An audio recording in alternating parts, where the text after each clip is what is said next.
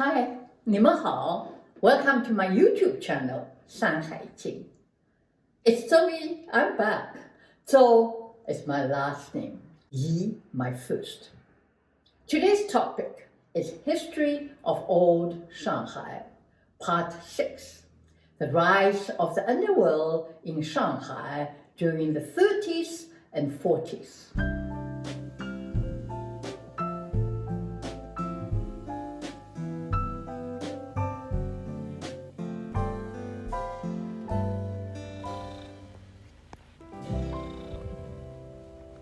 Shanghai in the early 20th century was a city of immigrants, a city that not only consisted of various foreign nationalities, but also migrants from remote and nearby cities and towns. This diversity was reflected in every aspect of social life. Like I said in a previous episode about cuisines and restaurants in Shanghai, which not only offer dishes from all regions of Zhongguo, but international cuisines including French, Italian, Portuguese, Russian, Indian, and even American. We can even see the same phenomenon reflected in sports. Besides the variety of ball games from tennis to baseball, there was highlight, known as the fastest ball game. And the race course was the pride of the Shanghailanders. There was also the Kenny Drum, the Greyhound racing track in the French concession, where Greyhound races were once hosted, now the Cultural Plaza, Wenhua Guangcang. I'm glad that both forms of racing were banned in 1949 by the People's Republic. A racing greyhound dies every 3 days on some racetracks. They are confined in cages for life, and once injured, they are killed mercilessly. Shanghai, city of immigrants, was breeding ground for another phenomenon, the rise of the underworld. The rise of their power began in the late 20s when the legalization of opium was ended in 1919. And the prohibition of opium became the law of the nation. The monopoly of opium trade instantly changed hands from the Western colonialists to the local traders. This was similar to the prohibition of the manufacture, sale, and transport of alcoholic beverages in America in the 20s. The prohibition led directly to the emergence of organized crime in the United States, which profited from the bootleg trade from 1920 to 1933. But before telling you about the underworld in Shanghai, I must emphasize one point. Shanghai was often given by the colonialists the reputation as a sin city, full of vices, as though the city was nothing but underworld gangs, prostitution, kidnapping, gambling, opium dens, etc. Even a few years back, I noticed a newly published book in the United States, reducing Shanghai to the same image. The writer was too young to have any faintest notion of the old Shanghai. The image he got was from those books he read. True, Shanghai, like many of the world's big cosmopolitan cities, such as New York, London, and Chicago, had all the same vices and crimes, you name it. Again, why the deliberate distortion of Shanghai, as if Shanghai was somehow different from Western cities? It's about time we end this kind of unfair, distorted double standard. To tell you about the development of Shanghai's underworld is not that simple and easy. The complexities throughout the 30s and 40s involved the warlords, the central government, and the two Western concessions. It was their interlocking relationships with the underworld, each for their own interest, that supported the rise of their power within 2 decades with no limit. To understand the course and development of the underworld in Shanghai, I'll begin with the origin of Bonghui. Bonghui, the organized society, originated centuries ago with the Zhouyuan boatmen. Zhouyuan was a grand transporting operation during the Qin dynasty.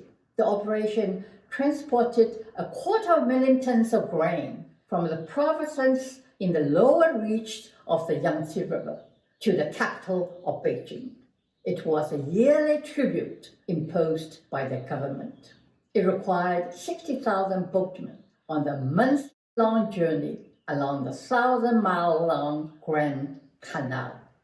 The boatmen traveled in group under one banner, led by the venerable official, the Lao Guan, in a fleet of Shatuan, the large flat-bottomed sailing vessels. The venerable officials were elected based on seniority.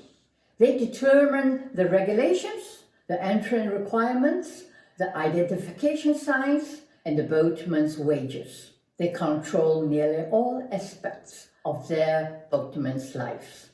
When the task was completed, the boatmen had a few months to rest, and their venerable officials provided them with accommodations in the monasteries. When they reached old age, their venerable officials offered them care in sickness and a decent burial in death. As the boatmen lived and worked as a unit, their unity often came into conflict with the orders of the Manchu bannerman, who was assigned to each grain transport Shatuan. And their growing strength became a threat to the Qin authority. Eventually, in 1768, Emperor Qianlong cracked down on them, burning their temples and confiscating their land. They dispersed and went underground, transporting themselves into secret societies. Over the decades, many sects branched off. Some of the branches eventually died out, while others developed into new societies. Bonghui, as an organized secret society, embodied much the same characteristic as any secret society. Yet, there were differences from organized crime in America, as illustrated in the book and film of The Godfather. Bonghui followed a traditional moral concept of yiqi, with great influence from the two classic novels, 三国演义, Romance of the Three Kingdoms, 水浒传, Water Margin. Water Margin expressed a strong sense of rebellion against the establishment, and Romance of the Three Kingdoms emphasized sworn brotherhood and yiqi, believing in fighting for justice for all brothers. Bonghui organized itself as Jia, the family, with members belonging to an extended clan system. The family was based on the hierarchy of master-disciple, that is, the 师傅 and 徒弟 relations. Like any other family, it followed the book of the ancestral hall, each member of the same generation carrying the same generational name. As a secret society, their generation's name and hand signs were their identity among themselves. The initiation ceremony joining the Qimbang Green Gang included the introduction of the applicant by a senior member with sufficient generational status. Then the applicant had to write out an application containing his age, his ancestral origin, his family background for 3 generations, and his occupation. Then he joined other initiates in the membership ceremony, 叩头 3 times before the altar, follow the prostrations before the 师傅, the master. The master would then question his willingness to accept the rules of the society and punishment for breaching Qimbang's code. The ceremony would end with banquets in celebration of the solemn event. In the late mid-17th century, the Manchu from the north conquered Zhongguo and established the Qin dynasty. Among many royalties of the Ming Dynasty, General Zheng Cengkong led his army to fight against the Manchu and recaptured Taiwan Island from the Dutch. It was a great threat to the newly established Qing government. The Qing government stationed heavy artillery along the coast. No one was allowed to go out to the sea. One could be charged with high treason. The seacoast reopened only after Qing government had defeated Zheng Cengkong's force in Taiwan in 1684 and annexed the island into Zhonghuo's territory. Over the decades, constant battles and numerous man-made and natural disasters caused the Yellow River to change its course in 1855. Instead of transporting the grand tribute by Grand Canal, Qing government rerouted Zhaoyuan by sea. Through the influence of the traveling boatmen, one of the secret society gradually expanded from Shandong in the north to the lower reach of the Yangtze River. One of the predominant sects, the Xinhu Liu sect of Qingbang, the Green Gang, developed in Shanghai. It started on a paragraph of 24 words in the book. By the end of the 19th century, it had reached the 21st word, the 21st generation. And that was the time a revolution was underway. The people were determined to topple the Qing dynasty. During the upheavals, a great number of Qingbang members joined the revolution, and many of them fought and died heroically during the uprising attempts. By the same token, the revolutionary leaders joined Qingbang, the Green Gang, as they found the societies like Qingbang useful for recruitment and secret activities. Among these leaders were renowned members of the gentry and elite. As a result, many members of the Da generation later hold influential political and social positions in the new republic, which greatly enhanced the society's power and reputation. By the 20s and 30s, Qingbang, the Green Gang, became particularly influential in Shanghai, with the Xinhu Si sect of Qingbang in the French concessions, and the Xinhu Liu sect of Qingbang in the international settlement. In 1880, Zhang Renhui, a member of the Da generation of Xinhu Liu sect of Qingbang in the international settlement, played a very important role to consolidate Xinhu Liu. He fortified Xinhu Liu into a modern entity unique to the characteristics of this fast-growing city. Xinhu Liu, therefore, became the predominant branch in the Qingbang, the Green Gang, in Shanghai. His influence extended throughout Hubei region up to the southern Shandong area. He became the most prestigious Qingbang leader in Shanghai throughout the early 19th century. According to some Qingbang, the Green Gang records, 40% of the Tang generation of the Xinhu Liu in Zhonghuo were members of his personal society. To simplify the rise and development of the underworld in Shanghai in the 30s and 40s, I have broken it into two major phases. The first phase was after the prohibition of opium in 1919 to 1924. The illicit smuggling racket activities started in the international settlement. 大把孤当, the Big Eight Gang, or Hongbang, the Hong Gang, was largest opium smuggling racket in the international settlement. In the early decades in Guangdong, the Shaozhou merchants worked with Western opium traders, acting as their distributors to Opium Hong, the opium business houses. After the British Daban officially stopped their Indian opium trade around 1913, the Shaozhou merchants became the major importers of Turkish and Indian opium. They purchased wholesale and distributed the contraband opium to the opium business houses.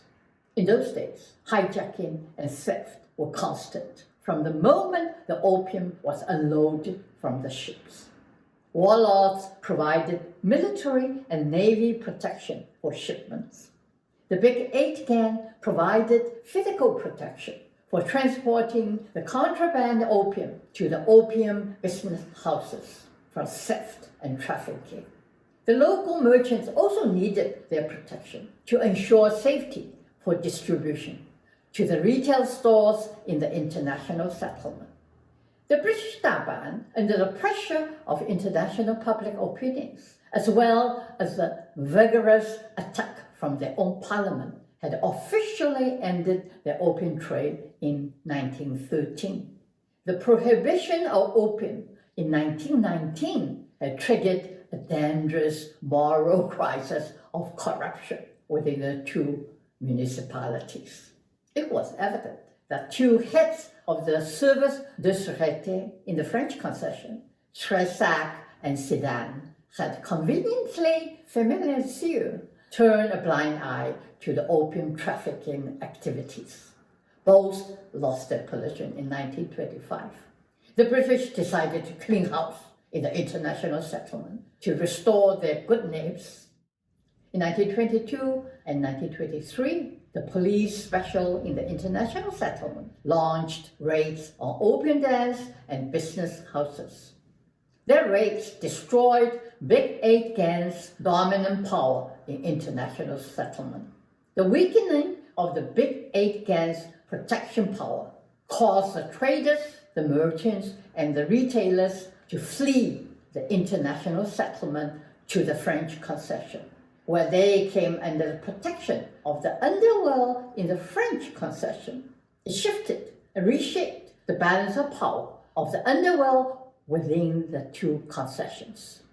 In a short span of time, the San Da Hen, the three big shots, Huang, Zhang, Du, grew into the dominant power in the French concession, bringing about the second phase.